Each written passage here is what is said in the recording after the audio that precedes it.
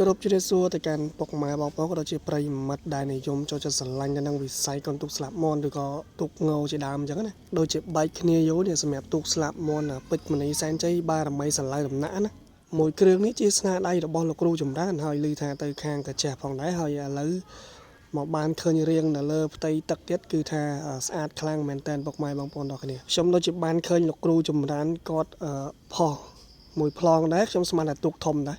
នេះមួយប្លង់ត្រង់កន្លែងនេះខ្ញុំស្មានទូកធំប៉ុន្តែមើលយូរមិនដឹងថាទូកស្លាប់មន់អញ្ចឹងសម្រាប់មួយគ្រឿងនេះផងដែរគឺនៅតែស្អាតណាហើយដល់ពេលយកមកដាក់លើទឹកចិត្តទៀតគឺរឹតតែសង្ហាមែនតើគួរឲ្យកយគុណតែម្ដង